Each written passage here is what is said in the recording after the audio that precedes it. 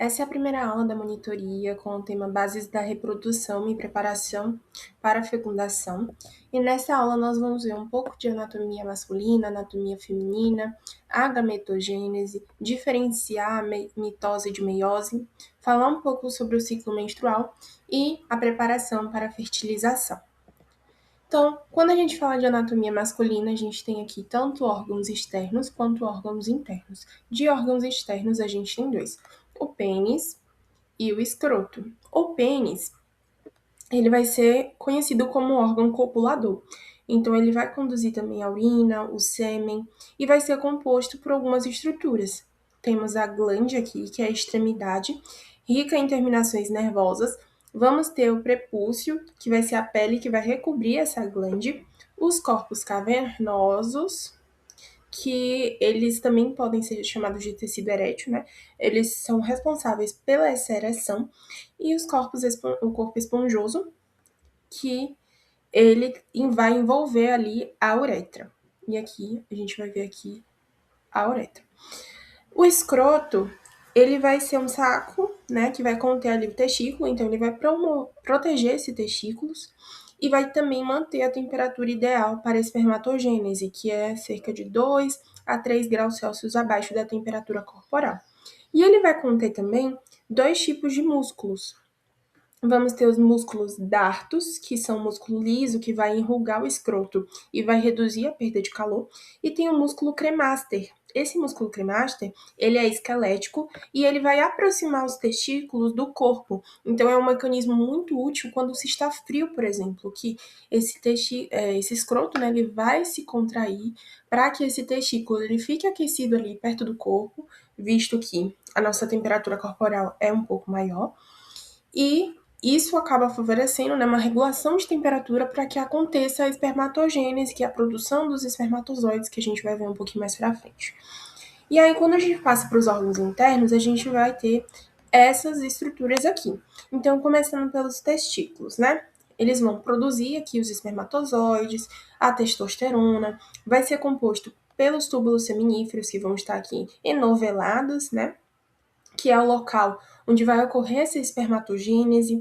Vão ter também as células de Sertoli, que são também conhecidas como células de sustentação. A gente vai ter as células de Leydig, que são as células intersticiais. Essas células de Sertoli, elas vão estar ali nutrindo as células germinativas, formando uma barreira hematotesticular, vão proteger os espermatozoides do sistema imune. Essa barreira hematotesticular eu vou falar um pouquinho mais pra frente, mas basicamente ela vai separar os espermatozoides do sangue que pode conter impurezas. Então, para deixar esse espermatozoide saudável, ela faz meio que essa barreira de filtragem. E vão produzir também inibina, que a gente vai fazer parte ali da regulação hormonal, e ABP, que é uma proteína ligadora de androgênio, e isso acaba mantendo uma alta concentração de testosterona aqui nos túbulos seminíferos, fazendo com que ocorra também a espermatogênese, né, favorecendo essa espermatogênese. E as células de Leydig, elas vão estar ali localizadas entre os túbulos seminíferos e elas vão produzir a testosterona, vão ser responsáveis pelo desenvolvimento também, consequentemente, né, das características sexuais secundárias femininas. A testosterona está envolvida também com a libido, o estímulo da espermatogênese. Então, tudo isso acaba sendo promovido pela célula de Leydig. A gente vai ter também o epidídimo. O epidídimo, ele vai ser o local de maturação e armazenamento temporário desses espermatozoides, quando eles vão adquirir a motilidade deles aqui. A gente passa depois para os ductos deferentes. Esses ductos deferentes, eles vão fazer o transporte dos espermatozoides do epidídimo até os ductos ejaculatórios aqui, ó. E aí a gente vai ter esses ductos ejaculatórios que vão misturar secreções glandulares aos espermatozoides e vão desembocar aqui, ó, na uretra prostática. A uretra, ela vai conduzir tanto a urina quanto o sêmen, e ela vai ser dividida em três, na realidade, né? Em três partes, que é a prostática, a membranosa e a esponjosa, tudo bem? E aí a gente vai ter as glândulas acessórias. Glândulas acessórias nós temos três: vesículas seminais, próstatas e glândulas bulbouretrais. Então, vesícula seminal aqui. Ela vai ser responsável por produzir 60% do sêmen. Vai ser muito rica em frutose, que vai dar energia para os espermatozoides, prostaglandinas, que vai ajudar ali na locomoção dos mesmos, e proteínas de coagulação também, que vai impedir o retorno dos espermatozoides. E então elas vão aqui acabar nutrindo esses espermatozoides e favorecendo sua motilidade. Quando a gente fala da próstata, a gente vai ter uma produção de um líquido prostático, que ele é levemente alcalino, rico em citrato, enzimas e proteínas também, como a PSA, que é um antígeno prostático específico. Então, por conta desse líquido, né, dessa secreção, que é levemente ácida, ela vai neutralizar a acidez vaginal, vai ativar os espermatozoides também e vai melhorar a mobilidade deles. Então, porque lembra que eu falei na aula que a questão do ácido com base, a gente vai ter uma substância neutra, um elemento neutro. Então, quando a gente tem essa secreção mais alcalina com o ambiente ali mais ácido da vagina, acaba tendo essa neutralização. E nas glândulas bulboretrais, a gente vai ter uma produção mucosa, né, uma secreção mucosa alcalina pré-ejaculatória, que ela vai acabar lubrificando aqui a uretra e vai neutralizar os resíduos ácidos também da urina, tá? Então é meio como se antes da ejaculação, essa glândula bulboretral, também chamada de glândula de Cooper, ela vai e secreta esse muco, esse líquido, essa secreção, que é mais alcalina, para neutralizar ali, como se fosse limpar essa uretra, para que depois os espermatozoides eles possam passar efetivamente. Então, o sêmen ele vai ser formado pelos espermatozoides, pelas secreções também das vesículas seminais, da próstata e das glândulas bulboretrais. E aí a gente passa para a anatomia feminina. De anatomia feminina, a gente também tem órgãos externos e órgãos internos. Órgãos externos, a gente vai ter como um todo, assim, né, a vulva. Então, a gente tem um monte púbico que vai fazer a proteção da sínfise púbica. A gente vai ter os grandes lábios, que eles vão fazer a proteção dos órgãos genitais internos. Os pequenos lábios, que vão proteger o vestíbulo vaginal e uretral. O clitóris, que ele vai ser o órgão erétil feminino, ele é rico em terminações nervosas também e vai estar muito relacionado com prazer sexual. A gente pode dizer que é homólogo ao pênis. Vamos ter o vestíbulo vaginal, que vai ser a região onde vai se abrir a uretra, a vagina, as glândulas vestibulares. E vamos ter essas glândulas, né? Glândulas vestibulares maiores, ou de Bartholin, que elas vão produzir um muco lubrificante durante a relação sexual, e as glândulas parauretrais, que são também conhecidas como glândulas de Skinny, que elas vão auxiliar na lubrificação da uretra. E de órgãos internos, a gente vai ter os ovários, que eles vão produzir ali os oócitos, né, os hormônios também, estrogênio, progesterona, inibina, relaxina que vai estar muito presente, por exemplo, também na hora do parto, que vai ajudar no amolecimento desse útero, né, para facilitar o nascimento do bebê. A gente vai ter os folículos ovarianos aqui, ó, que esses folículos, eles vão acabar desenvolvendo o ócito, o corpo lúteo, que vai se formar após a ovulação, vai produzir progesterona, estrogênio em menor quantidade, então vai preparar o endométrio para a implantação. Vamos ter as tubas uterinas, que também são conhecidas como trompas, né? Elas vão aqui, ó, captar o ócito, são o principal local da fecundação também, e vão transportar, né, quando houver a fecundação, o zigoto até o útero. Então, elas vão fazer com que ele saia daqui e caia aqui no útero. Vai ser dividida em algumas partes também. Em fundíbulo, que é a extremidade mais próxima aqui do ovário. A gente vai ter as fímbrias, que elas vão fazer a captação do ovócito ovulado. A ampola, que vai ser o principal local da fecundação. A ampola aqui. A gente vai ter o istmo também, que é essa parte aqui mais estreita, próxima do útero. E ela vai possuir, né, um epitélio mais ciliado, que vai ajudar na movimentação do ócito, do zigoto, e células secretoras também que nutrem o gameta. O útero, ele tem é como local de implantação embrionária, de desenvolvimento fetal, menstruação, contração de parto. Então, tudo isso acontece aqui no útero. E ele é dividido em 3 camadas. Perimétrio, que é uma camada externa serosa. Vamos ter o miométrio, que é uma camada lisa, muscular lisa, né, responsável pelas contrações uterinas. E a gente vai ter aqui mais, né, internamente, o endométrio, que é a camada mais interna. E esse endométrio vai se dividir em 2 camadas, que é a basal, permanente, que vai se regenerar o endométrio, e a funcional, que vai sofrer alterações hormonais e vai descamar na menstruação. E temos a vagina. A vagina é o local onde ocorre aqui o canal, é o canal da relação sexual, parto, saída da menstruação também. Ela, como já foi falado, possui um ambiente mais ácido, que é importante ali para a proteção contra micro-organismos. A gente vai ter também ela sendo revestida por um epitélio pavimentoso estratificado, não queratinizado. E temos a bexiga, a uretra e a glândula mamária. As glândulas mamárias, elas vão ser responsáveis ali pela produção de leite, e tem 2 hormônios que vão atuar, né, nesse processo, que é a prolactina, que vai estimular essa produção do leite, e a ocitocina, que vai promover a ejeção do leite. Mas isso não vai estar tão adentro aqui desse assunto que a gente vai tratar hoje. Eu só coloquei mais a título de curiosidade. E aí vamos para a gametogênese. A gametogênese, o que é esse processo, né? Onde a gente vai ter a formação e desenvolvimento das células germinativas especializadas, ou seja, dos gametas. E a gente tem 2 gametas. A gente tem um gameta masculino e a gente tem um gameta feminino. Então, o gameta masculino é o quê? Os espermatozoides. E o feminino? Os oócitos ou ovócitos, como também podem ser chamados. Então, a gente vai ter esse processo para preparar essas células para que ocorra a fecundação. E esse processo, né, ele pode ser chamado de 2 formas.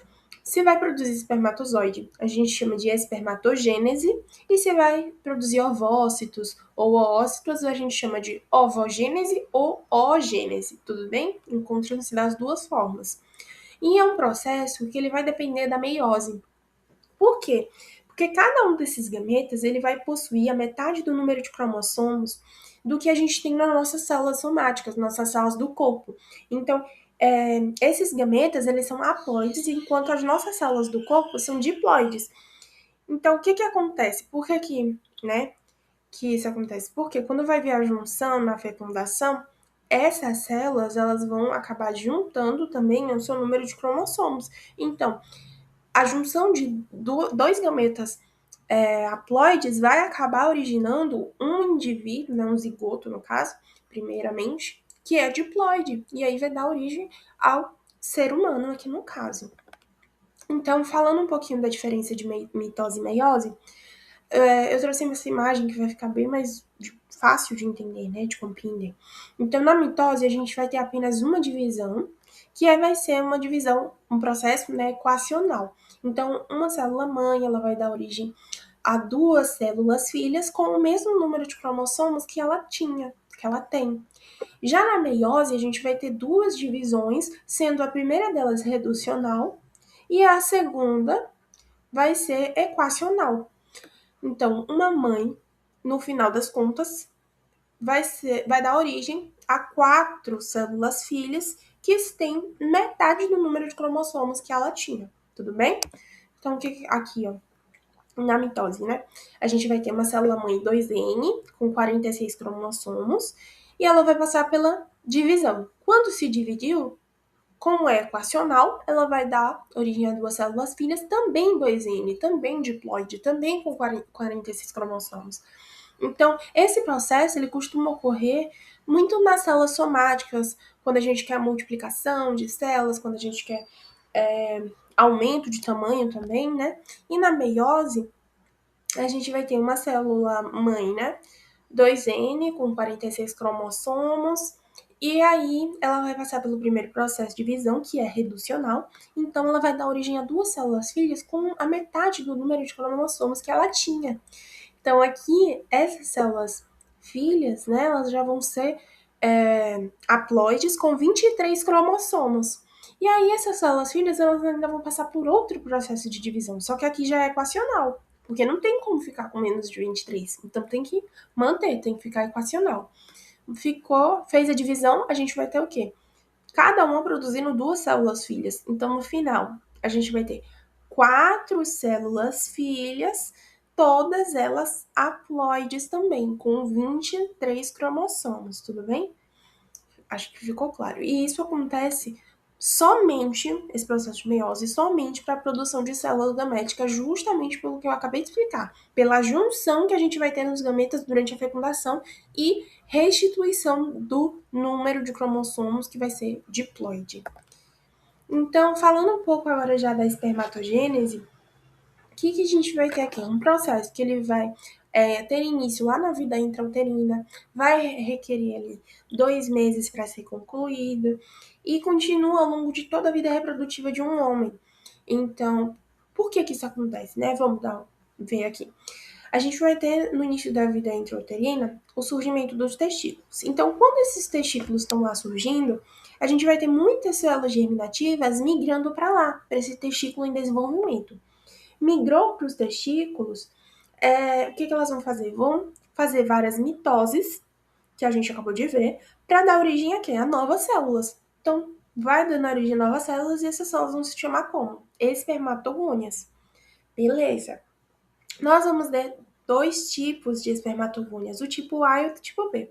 Tipo A são células tronco que vão fazer mitose para dar origem a novas espermatogônias. E a do tipo B, elas vão dar origem aos espermatozoides de fato. Então, por isso que a gente vai ter um processo que continua ao longo da vida reprodutiva do homem. Porque sempre vai ter célula tronco que vai estar fazendo por mitose, dando mais origem às novas células, novas espermatogônias que vão estar ali se transformando, né, nos espermatozoides finais. E aí, essas espermatogônias, elas vão permanecer aqui quietinhas nos túbulos seminíferos dos testículos durante todo o período fetal, pós-natal, e vão aumentar em número durante a puberdade, através de divisões mitóticas também. Elas vão crescer, elas vão sofrer modificações, e aí vão ser transformadas em quem? Em espermatócitos primários, que são as maiores células desse processo. E cada espermatócito desse vai sofrer a primeira divisão meiótica. A gente falou que a primeira divisão meiótica é reducional. Então, vai dar origem ao quê? A 2 espermatócitos secundários haploides, ou seja, com metade do número de cromossomos aqui que ele tinha e metade do número de tamanho, tudo bem? Então, esses espermatócitos secundários, eles vão passar depois pela segunda meiose, né? Pela segunda divisão meiótica. Só que aqui já é equacional. Porque se ele é haploide, ele não tem como reduzir mais. Então, ele vai passar por um processo equacional e ele vai dar origem a quê? A 4 novas células que também são haploides. E como são o nome dessas células? Espermátides. E aí vem a pergunta. Essas espermátides, elas já são os espermatozoides em si? Não, a gente vai passar por um processo de transformação, que é chamado de espermiogênese. Então, o que acontece aqui nesse processo? A gente vai ter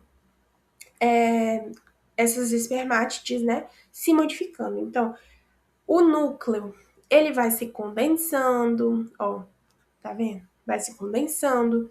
A gente vai ter a questão do complexo de Golgi aqui, dando origem ao acrossoma. Esse acrossoma ele vai ter aqui enzimas para facilitar também na hora da fecundação. A gente vai ter os centríolos, que dando origem, os centríolos aqui, dando origem ao flagelo. Então, esse flagelo ele vai ajudar ali na movimentação desse espermatozoide. As mitocôndrias, elas vão se concentrar aqui nessa região intermediária para poder formar a bainha mitocondrial e liberar o quê? Muito ATP, que vai ajudar, né, dar energia para essa movimentação do flagelo. E parte do citoplasma, ele também vai se perdendo. Então, ele vai saindo como forma de corpo residual. E no final, a gente vai ter aqui o espermatozoide já pronto, né? Então, a espermiogênese concluída, esses espermatozoides, eles vão fazer o quê? Entrar aqui, ó, no lúmen dos túbulos seminíferos e vão se mover lá para o epidídimo, onde eles vão ficar armazenados e vão se tornar funcionalmente maduros. Então, aqui eu trouxe só para mostrar para vocês as células, como é que essas células ficam no túbulo seminífero. As células mais imaturas, elas vão ficar sempre na base, então, ó, aqui na base, enquanto elas vão, né, ficando mais maduras, elas vão migrando aqui para o centro, tudo bem? Então, aqui a gente vê os espermatozoides já maduros, né, no centro. A gente vê as espermatogônias, o espermatócito primário, lembra que eu falei que era a maior célula, então aqui dá para ver bem. O espermatócito secundário, que nessa foto aqui ele tá com flagelinho, mas a gente sabe que quem passa por esse processo de espermiogênese é as espermátides, né? Então aqui essa foto estaria um pouco errada. A gente vai ter aqui já esses espermátides em espermiogênese, ó, em espermiogênese e os espermatozoides. E aqui a gente tem a célula de Sertoli e Leydig novamente. Sertoli ali dando nutrição, suporte, barreira hematotesticular e a célula de Leydig secretando testosterona. E aí aqui agora a gente vai para a regulação hormonal. Então, como é que ocorre, né? A gente vai ter os neurônios do núcleo arqueado do hipotálamo secretando um hormônio, que é o LHRH ou GnRH, que é o hormônio liberador de gonadotrofina. Ele é um peptídeo de 10 aminoácidos e ele vai sendo liberado em pulsos regulares. E ele vai chegar, né, até a adenipófise, aqui embaixo, por um sistema que a gente fala de sistema porta-hipotalâmico hipofisário. Então, sai daqui, é liberado, passa por esse sistema e chega na adenipófise, onde ele vai estimular a produção de quê? De LH, hormônio luteinizante, e FSH, hormônio folículo estimulante. LH vai atuar nas células de Leydig, estimulando ali a produção de testosterona.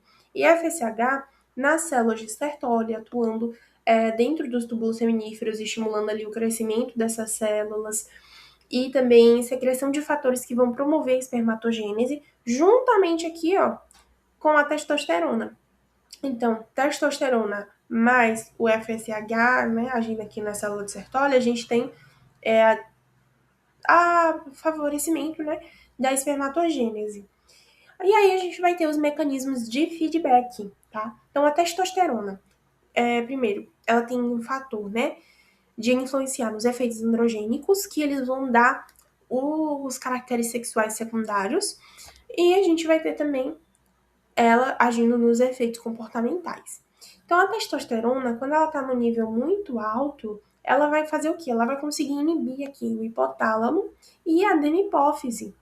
Então, se tem um nível muito alto de testosterona, tá sendo muita testosterona produzida, o que, que eu vou fazer? Eu vou lá no hipotálamo e vou bloquear a produção de LHRH. Se eu bloqueei a produção, não vai ter como ter estímulo na adenipófise para liberar mais LH e produzir mais testosterona. Entenderam? Então, ele faz esse controle, né? E também a adenipófise ela não vai conseguir secretar tanto FSH, porque ela está sendo inibida. E a gente vai ter também ela inibindo diretamente aqui na adenipófise, chegando já inibindo. Então, ela não vai secretar LH e nem FSH. E como a gente vai ter um controle também da espermatogênese, a gente chama de feedback local mais específico. Por quê? Porque a gente vai ter aqui a inibina, que ela vai ser uma glicoproteína produzida pelas células de Sertoli. Então, essa inibina ela vai atuar diretamente aqui na adenipófise, só que vai inibir só a secreção de FSH. Por isso que é um feedback local específico. Ela só vai inibir o FSH, entendeu? Então, quando a produção de espermatozoide, né, espermatogênese, diminui, o que vai acontecer? Os níveis de inibina vão cair e não vai ter ninguém inibindo aqui a adenipófise. Então, vai ter uma maior produção de FSH, estimulando ali a espermatogênese. E quando a espermatogênese está muito acelerada, produzindo muito espermatozoide, a inibina vai aumentar e o FSH, né, ela vai acabar inibindo, que é a ação da hipófise, e o FSH vai acabar diminuindo. E aí, a gente tem outro fator também que vai estar muito ligado com a testosterona, que é o HCG, a gonadotrofina coriônica humana. Por quê? Ela é secretada durante a gravidez, lá no feto masculino, ela vai fazer o quê? Estimular os testículos a produzirem testosterona e vai ser essencial ali para o desenvolvimento dos órgãos genitais masculinos também. Tudo bem? E aí a gente vai passar para a oogênese agora. Essa oogênese, ela também inicia na vida intrauterina. Lá, com o surgimento dos ovários, a gente vai ter várias células germinativas migrando lá para esses ovários em desenvolvimento. Ao chegar, vão fazer mitose para gerar novas células, e aí essas novas células vão ser ovogônias ou oogônias. Só que aqui a gente vai ter uma diferença da espermatogênese. Elas têm um início, têm uma continuação e têm um término. Na espermatogênese, a gente não tinha um término. Então, por que que tem esse término aqui? Lá na espermatogênese, as espermatogônias, elas tinham dois tipos, um tipo A e um tipo B. O tipo A, ele era sempre, né, dava sempre origem a novas células, né, novas espermatogônias, e o tipo B realmente dá origem aos espermatozoides. Só que aqui a gente só vai ter um tipo de ovogônia. Então, a mulher, ela vai nascer com todas as ovogônias, né, todas essas células aqui, e ela vai perdendo ao longo da vida. Então, por conta da ovulação. Então chega um momento que acaba e ela não vai ter mais como engravidar, né? Então a gente chama aqui também esse término de menopausa. Ela não menstrua mais também, tá? E aí a gente vai ter aqui essas ovogônias, né? Crescendo, aumentando de tamanho e vão dar origem lá aos ovócitos primários, que eles vão ser envolvidos depois por células foliculares, aqui formando o folículo ovariano primordial. Tudo bem? Então, ainda na vida intrauterina, a gente vai ter esse ovócito primário iniciando a mitose não, a meiose 1. Então, iniciou a meiose 1, só que o que vai acontecer? Vai ter uma interrupção, diferentemente do que acontece na espermatogênese. Aqui a gente vai ter uma interrupção e essa interrupção ocorre na fase de prófase. E quando que vai ser concluída essa meiose 1? Só vai ser concluída quando a mulher nascer e atingir a puberdade. Tudo bem? Então, na puberdade, essas células elas vão receber sinais químicos e vão concluir a meiose 1, dando origem a um ovócito secundário e o primeiro corpúsculo polar. Só que esse corpúsculo polar não consegue se manter, se desenvolver e vai passar por um processo de atresia, que é a diminuição do tamanho até ser degenerado. E aí a gente vai, esse ovócito secundário, né, ele vai começar a segunda meiose, né, a meiose 2, porém também vai ser interrompida, só que dessa vez é na fase de metáfase. Então, houve a fecundação, se houver a fecundação, a gente vai ter uma continuação dessa meiose 2, mas se não houver a fecundação, a gente não vai ter a continuação, tá? Então, o que acontece aqui? A gente vai ter a fecundação, se for fecundado, e aí a gente vai ter a liberação do segundo corpúsculo polar, que ele vai ser liberado e degenerado também, ou seja, vai sofrer atresia. E aqui a gente já vai ter o zigoto, tudo bem?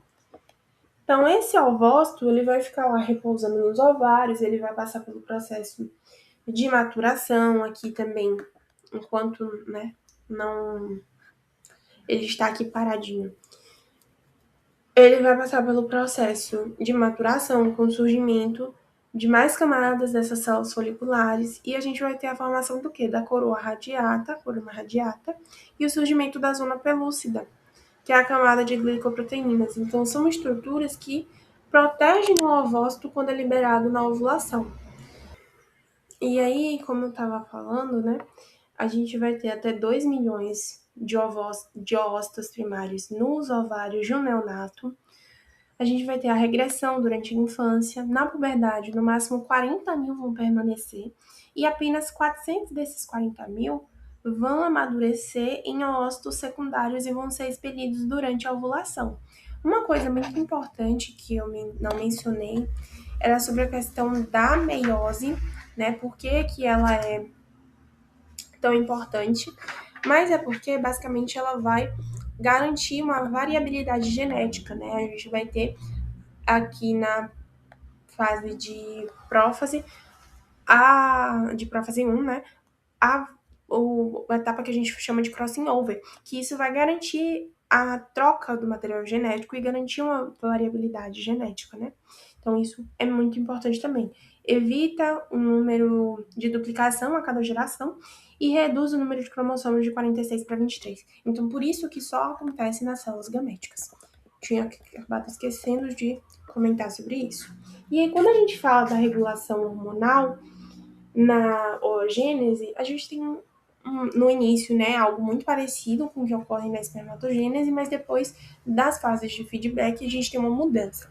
Então, a gente vai ter os neurônios do núcleo arqueado do hipotálamo, o LH-RH ou GNRH, perdão, os neurônios do núcleo arqueado do hipotálamo produzindo aqui, né, o LHRH ou GNRH, que é o hormônio liberador de gonadotrofina, e ele vai passar pelo sistema porta-hipotalâmico hipofisário e vai chegar aqui na adrenipófise, estimulando ela a produzir o quê? LH e FSH. LH, hormônio luteinizante, e FSH, hormônio folículo estimulante. Então, FSH vai atuar nas células da granulosa. Então, ele vai estimular aqui o crescimento dos folículos ovarianos, vai aumentar a produção de uma enzima, que é chamada enzima aromatase. Essa enzima aromatase, ela vai fazer o quê? Converter androgênios, que vão ser aqui produzidos, eu vou explicar no instante, em estrogênios. Então, principalmente, a gente vai ter aqui o estradiol sendo produzido. E ela também vai acabar estimulando, né, a secreção de ativina e inibina, que vão fazer uma regulação, né, da secreção de FSH pela adenipófise. E o LH ele vai agir onde? Nas células de Teca. Células de Teca, ele vai estimular essas células, né, a produzirem esses androgênios, que são como a androstenediona e a testosterona também. E esses androgênios, eles vão se difundir aqui para a célula da granulosa e vão acabar sendo convertidos em estrogênio pela ação da enzima aromatase, que o FSH estimula a produção, né? Estimula a sua ação. Ele também o LH, né, vai ser também responsável pela indução da ovulação e também a formar o corpo lúteo após a liberação do ovócito. E aonde a gente vê essa célula de Teca? Ó, aqui a gente vai ter as células da granulosa, né? À medida que esse folículo vai se desenvolvendo, né, a gente vai ter um aumento dessas células foliculares aqui em volta dele. Então, a gente começa aqui com as células da granulosa, vai tendo mais camadas, né? Essas células da granulosa, elas vão ficar aqui ao redor, né, na parte mais externa do folículo. E aqui nessa parte mais interna, a gente vai ter as células de Teca. Também são células foliculares, tá? Só que aqui recebe outra nomenclatura, que elas vão ficar mais próximas ali do folículo, né? Não do folículo, não, do ócito. E aí a gente vai ter a teca interna, que ela tá bem mais próxima aqui, né? E a teca mais externa, tudo bem? Então, essas células de teca aqui que vão sofrer a ação do LH. E o FSH vai agir sobre as células da granulosa. E aí a gente vai ter aqui esses hormônios também, né? Tanto a célula de teca, tanto FSH vão acabar produzindo aqui progestos e o estrogênio a gente já viu que é produzido somente pela célula da granulosa. Mas o que esses hormônios eles vão fazer? Estrogênio, eles vão estimular o crescimento do endométrio e o desenvolvimento também de caracteres sexuais secundários. E a progesterona, os progestos, eles vão ser produzidos principalmente pelo corpo lúteo após a ovulação e vão preparar o endométrio para a implantação e ajudar a manter a gravidez inicial.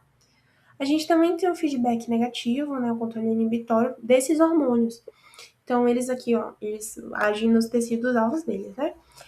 E aí, quando a gente tem um nível, assim, muito alto, né, o que eles vão fazer? Eles vão agir aqui inibindo hipotálamo e inibindo também a adenipófise. Então, vai ser aquela mesma coisa da testosterona. Tá nível muito alto, vem aqui, inibe o hipotálamo, proíba a secreção do hormônio liberador de gonadotrofina, então não vai ter estimulação da adenipófise para produzir LH e FSH, ou se não, eu venho só na adenipófise, faço aqui, né, esse bloqueio para ela não produzir LH nem FSH.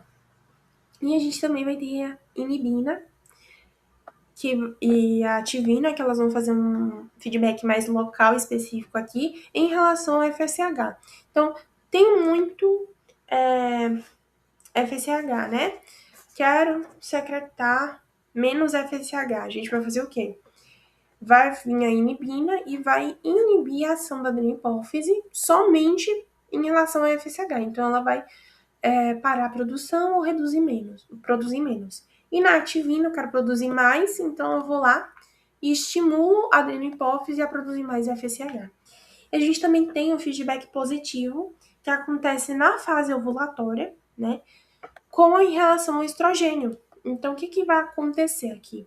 A gente vai precisar de que ocorra um pico de LH para ovulação.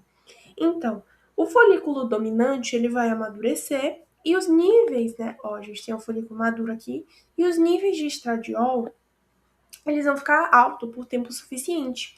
Então, o que ele vai fazer? Ele vai lá no hipotálamo e ao invés de ir na hipófise também, tá? Mas em vez de inibir, o que ele vai fazer? Ele vai estimular. Conforme ele estimula, vai vir aqui a adenipófise e vai liberar muito, mas muito LH. Então vai ter um pico de LH que vai ser o responsável pela ovulação.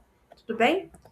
Então aqui a gente tem agora para falar um pouquinho sobre a foliculogênese. A gente tem aqui o folículo primordial. Esse folículo primordial está presente desde o nascimento, como eu já falei. Vai estar em repouso até recrutamento. Praticamente não tem influência hormonal ativa. A gente depois passa para o folículo primário, onde a gente já vai ter um crescimento inicial desse ovócito. A gente vai ter a proliferação das células da granulosa. Tem a produção também inicial ali de estrogênio por essas células, mas em uma quantidade pequena ainda. A gente vai depois passar para o folículo secundário, o folículo antral. Aqui é o pré-antral, então aqui já é o antral, tá? Um processo de transição aqui. Mas a gente vai ter a formação desse antro, que é uma cavidade cheia de líquido, uma produção crescente de estradiol pelas células da granulosa e da teca interna. E a gente vai ter também o FSH agindo aqui, então ele vai estar estimulando o crescimento do folículo e a produção de estrogênio, tudo bem? E por último, a gente vai ter o folículo terciário, ou folículo de Graafi, ou folículo maduro, pré-ovulatório, enfim, tem vários nomes.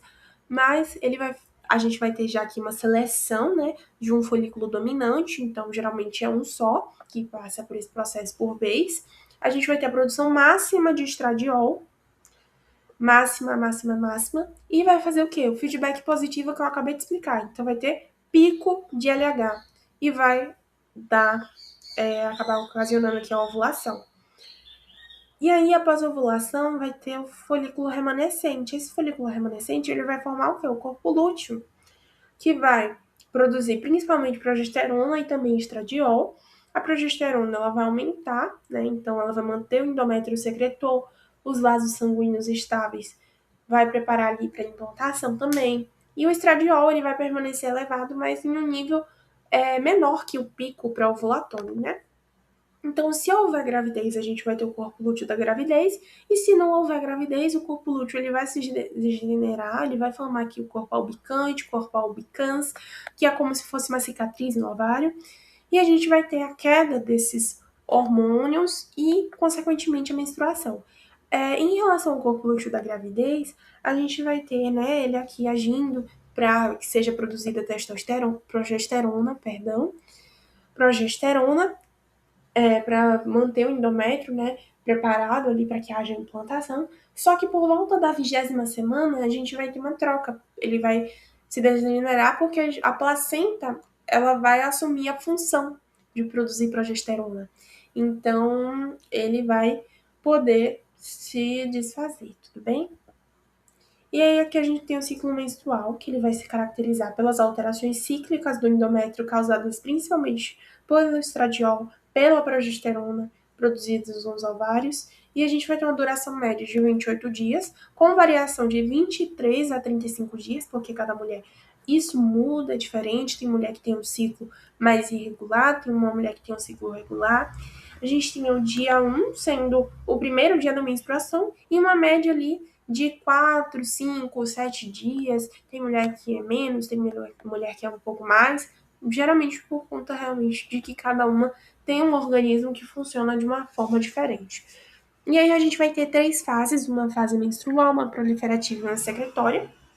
E na menstrual, a gente vai ter ocorrendo, né, devido à degeneração lá do corpo lúteo, e vai ter uma queda de progesterona e estradiol. Então, houve essa queda, a gente vai ter vasoconstrição das artérias espiraladas do endométrio, vamos ter redução do fluxo sanguíneo, isquemia, necrose e apoptose das células do estroma, do endométrio, e das glândulas endometriais. Então, tem a ruptura dos vasos.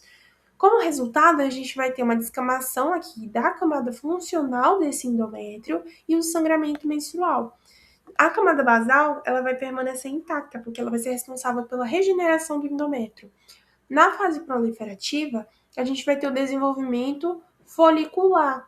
Então, o que vai acontecer? A FSH ele vai estar aqui estimulando esse crescimento dos folículos ovarianos e, consequentemente, vai ter sendo muito estradiol produzido pelos folículos em crescimento. Então, vai estimular a proliferação celular, vai promover a hipertrofia, alongamento das glândulas endometriais, vai promover a neovascularização, uma nova vascularização. Reparem, vai aumentar também a espessura do endométrio, a gente consegue ver aqui, ó, que ele já deu um aumento de espessura, né, de tamanho.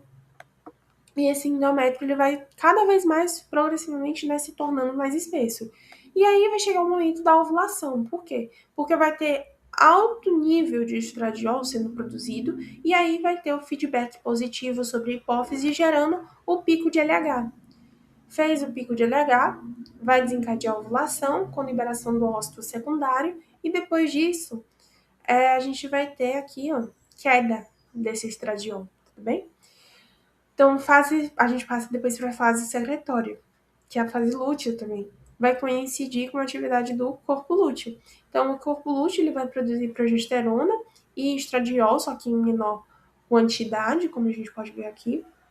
A progesterona vai estimular as glândulas endometriais a secretarem nutrientes para o possível embrião, vão manter os vasos espiralados dilatados, íntegros, vão manter o endométrio espesso, preparado para a implantação. E o que ocorre? A gente tem duas opções: se houver fecundação e se não houver. Se houver fecundação, não houver fecundação, o corpo lúteo ele vai se degenerar, vai ter a queda de progesterona e estradiol, vasoconstrição dessas artérias aqui espiraladas, isquemia, descamação endometrial, início de uma nova menstruação. E agora, se houver a fecundação, o que vai acontecer? O embrião ele vai produzir HCG, vai manter o corpo lúteo ativo, vai ter a manutenção de progesterona e estradiol e manutenção do endométrio e ausência da menstruação. Então, agora a gente pode passar para a preparação da fecundação, né? O que vai ocorrer aqui? A gente vai ter a parte de transporte do ovócito, transporte dos espermatozoides, capacitação dos espermatozoides e vão ter também alguns fatores que vão ajudar nessa orientação do espermatozoide. Então, quando a gente fala de transporte de ovócito, o que vai acontecer? Na ovulação, o ovócito secundário ele vai ser expelido do folículo ovariano junto com o fluido folicular ali do antro, né? E vai ser capturado pela tuba uterina. Tudo bem? Então, na extremidade da tuba, a gente vai ter o quê? As fímbrias, que elas vão se mover para frente e para trás, né? Movimento de vem e vai. E também vai ter a movimentação dos cílios que vão varrer aqui, do epitélio, tá? Que vão varrer esse ócito secundário para o infundíbulo afunilado aqui da tuba uterina. Então, tudo isso ajuda nessa captura do ovócito secundário que foi solto, né, ali, liberado na ovulação. E esse ovócito secundário, ele depois vai passar então para a ampola da tuba uterina, né? Como resultado de peristaltismo tubário, contrações e relaxamentos alternados, e vão conduzir ele também em direção até o útero, né? A partir do momento que ele é fecundado aqui na ampola também, essas contrações ajudam aqui em direção para o útero para que ocorra a implantação. A gente tem o transporte dos espermatozoides ocorrendo em dois tratos, tanto no masculino quanto no feminino. Quando a gente fala do masculino, a gente vai ter, após a espermiogênese, né? Eles morfologicamente maduros, mas eles ainda vão ser imóveis, incapazes de fertilizar o óvulo, né? O ovócito, na realidade. Então, o que, que vai acontecer? Vai ser o período de maturação, que está associado às mudanças das glicoproteínas da membrana plasmática da cabeça dos espermatozoides, que vai ser a capacitação, né? E aí, no epidídimo, a gente vai ter o quê? Epidídimo em relação ao transporte, tá? A gente vai ter ele aqui armazenado no epidídimo, vai passar para o ducto deferente, vai aqui, ó, passar para os ductos ejaculatórios, só que aqui a gente vai ter a mistura com as secreções líquidas da vesícula seminal, bulbo uretral, próstata, depois vai passar para a uretra e ejaculação, tudo bem? E aí a gente vai lembrar dos líquidos, né? Da importância das substâncias, na realidade, presente nessas secreções. Então, o líquido prostático rico em ácido cítrico, fosfatase ácida, íons de zinco, magnésio. Líquido da vesícula seminal rico em frutose, fonte de energia para os espermatozoides. E também vão produzir o quê? Vão produzir uma enzima vesiculase. Essa enzima vesiculase, ela vai ser muito importante, porque ela vai impedir o retorno dos espermatozoides. Então, o que, que vai acontecer? Quando tem ejaculação aqui na vagina, essa enzima vesiculase, ela vai coagular parte do sêmen ejaculado e vai formar um tampão vaginal, que vai impedir o retorno do sêmen à vagina, tudo bem? E aí a gente vai ter a parte do trato feminino. Então, quando ocorre a ovulação, a gente vai ter o muco e o colo uterino também aumentando ali, né? O muco cervical aumentando, se tornando menos viscoso e vai facilitar o transporte. A gente tem um transporte que é mais rápido, que vai depender mais dos movimentos musculares do trato reprodutor feminino do que da própria motilidade dos espermatozoides, porque eles continuam ali, costumam ser não capazes de fertilizar o ovócito logo quando eles entram. E tem o transporte mais lento, que aí sim vai envolver a natação dos espermatozoides pelo muco cervical, que a gente já viu aqui que fica menos viscoso. E vai ter as prostaglandinas. As prostaglandinas, elas são substâncias fisiologicamente ativas no sêmen que parecem estimular a motilidade uterina também, além da movimentação dos espermatozoides. Então, facilita, né, esse caminho até o local da fecundação na ampola da tuba uterina. E aí a gente vai ter a capacitação desses espermatozoides, que vai acontecer após eles entrarem no trato genital feminino, onde muitos espermatozoides eles vão atingir o istmo da tuba uterina, né? Eles podem aderir também ali temporariamente no epitélio tubário e vão formar um reservatório espermático. E ali vai ocorrer a capacitação e depois eles vão se desprender desse reservatório espermático e vão em direção lá para a ampola, né, onde vai ocorrer a fecundação. E aí a capacitação ela vai durar cerca de 7 horas e vai ser fundamental para deixar esses espermatozoides capazes de fecundar o ócito. Então, os principais eventos, né? A gente vai ter remoção do colesterol, tanto da membrana plasmática do espermatozoide aqui, né? Quanto da cabecinha do acrossoma. A gente vai ter isso, né? Aumentando a fluidez da membrana e evitando também a inibição da capacitação. A gente vai ter a remoção de glicoproteínas e proteínas seminais aderidas ao acrossoma também e à superfície do espermatozoide. E essas proteínas, elas foram adquiridas principalmente durante a passagem do epidídimo e em contato ali com o plasma seminal. E vai ter um aumento da permeabilidade do cálcio, que isso vai acabar favorecendo o quê? A hiperativação do flagelo. Então, hiperativa a motilidade espermática, né? Ele consegue se movimentar melhor. E após a capacitação, né, esses espermatozoides eles vão se tornar mais hiperativos e vão ter esses movimentos mais vigorosos do flagelo.